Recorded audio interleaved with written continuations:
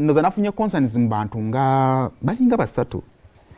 Omwolo omwe ali Dubai bamita Madonna yampereza message nangamba Saimo ba blogger mulimu ba YouTube bali mu kukozesa ono mwana kabaka owenjogera ya kabaka mwanga bali mu mukozi bagenda mule bagenda bamale bamusule nga basudda abantu abalala.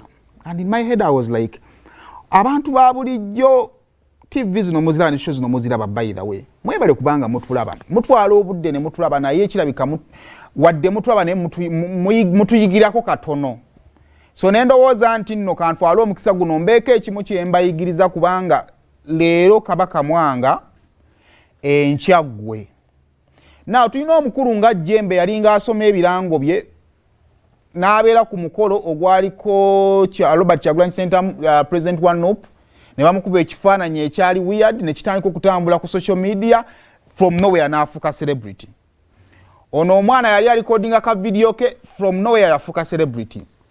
Bano abaana bamuunya baali bazze kukola audition olw'ekigambo ekyaboogerwako from nowhere they became celebrities. Kaakati kitegeeza nti wobanga bano abajja mu auditions bafuuka ba celebrities nga tebalina na kibakoze lwakuba babavumye. Oli n'afuuka celebrity lwa pose gye yakola nga asoma ebirango abantu batandika n'afuuka celebrity nga abantu bamwogerako. Kabaka mwange saa zino nga seba atuuza n'abamawulire kamera ezisukka musatu ne zijja ne zimutunulamu n'abaako kyagamba eggwanga. Kitegeeza naawe eyo gy'oli osobola okufuuka.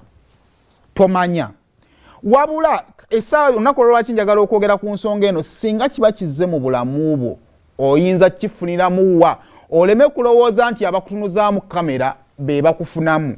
Lwaki ndowooza nti nno mmwe mutufunamu nnyo okusinga ffe bwe tubafunamu. Olunaku lwolifuna ka kampani ko konna oba kampani yo yonna n'okubira Saino omugaba Simon njagala kunnanga lwojja okumanya how expensive it is. Nze okujja nkwogereko ng'onsasudde. Era wojja okumanya value ya Muzeeyi Jemba gye yali afunye naye nga tamanyi value tategedde nti yali afunye golodi.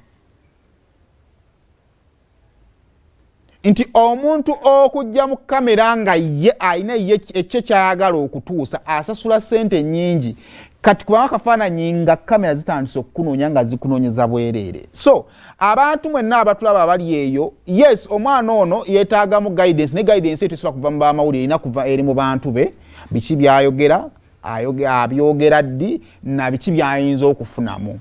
Era n'abo abazze mu bulamu bwe batandise okumwamba kati bano bamutungira ngoye bankola ki abo bonna kati zino advantages omwana ono zaafuna. Kati ekibuuzo abajja okumwambaza engoye mubajjako sente mmeka?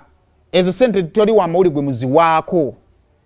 Oba ontegeera kubanga ekisooka mumaze okitegeera nti omwana ayinayo wiikisi ze nga 2-3 nga amawulire gamuliko. Kati mu wiikisi ze 3 muzikozeseza muti omwana oyo okuddaabulula obulamu okuba musobola. Kubanga essaawa zino omwana bw'agamba nti ono gundi ye yantungidde kana akagoye automatically abantu bagenda kugendayo. Bw'agamba nti gundi ye yansaze enviiri abantu bagenda kugendayo. Embaga eyo gye mulaba Asia actually kyobula nti Asia baawukanako ko ne bano abaana abazze. Olunaku lwe mwalowooza nti Asia ne Charles baali bakoze embaga. Kampani ya Diko, kampani eyambaza abagole yali ebawadde ssente bakuba akalango era ne bafuna ssente.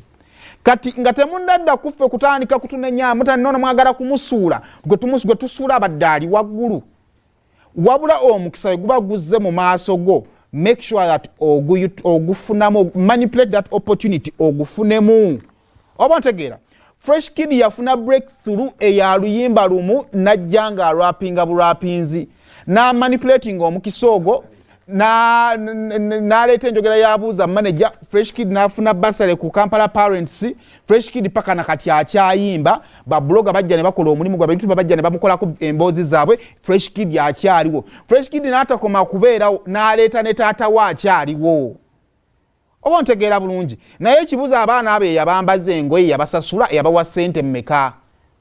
Kale katugambe nti bo tebaamanya kati gwalaba TV esaazi naali mu kunenya ababatunuzaamu kamera kati gwe njagala okitegeere nti kamera singa omukisa gwa kamera gujja mu bulamu obwo abantu bonna abajja gy'oli baagala kukola ki baagala kuba promotinga kati ng'otegedde nti nno olina amaanyi agasobola okuba promotinga manya value y'otandika okubafuna mu kaseera ako kubanga akaseera ako kaba katono naye ab'amawulire mutandika okugamba nti ono mwagala kubasuula simanya mulimu bakozesa omulimu gw'amawulire guli expensive n'okusinga we mulowooza kyovola abantu olina n'ow'amawulire gwali ogambyeko nti njagala kunkolera kino n'agaana ng'alina ssente zaagala nga tozisobola kati bw'obanga ate ofunye omukisa omuw'amawulire oyo nga yakwenoonyeza amawulire kitegeeza ssente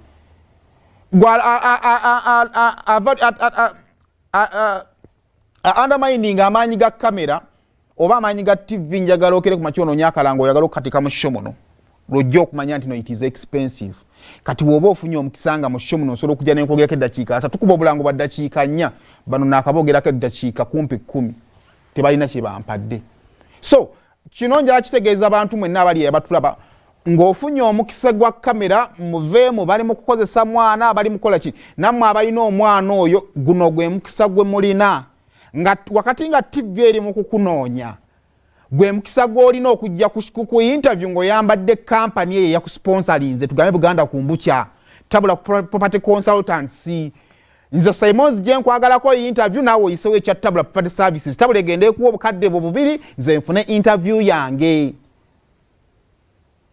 nego tosubira wa mawulire abamulowooza nti mutwe olwakuba nina views impa sente wamwe tagenda kuwa sente owa mawulire agenda kuwa abantu balina sente kati ekibuzo wenkuwa abantu abalina sente oyina ngeri gy'osobola okubajja mu sente so ekyo kibe kyakuyiga eri abantu abaliyo because tukirabyeko ng'abantu bajja from nowhere bantu ba bulijjo ne bafuuka ba celebrities now bw'ofuuka celebrity w'ekiseera oyinza otya okukola ssente mu kaseera ako akatono k'olina kubanga mu kaseera ako akatono abantu bangi bagenda okujja mu bulamu bwo nga bo balina kye bakwetaagako gw'otegedde nti balina kye bakwetaagako gwe olina ky'obeetaagako bw'oba olina ky'obeetaagako kibafunemu nga tonnaggwako ndowooza by'ebyokwefu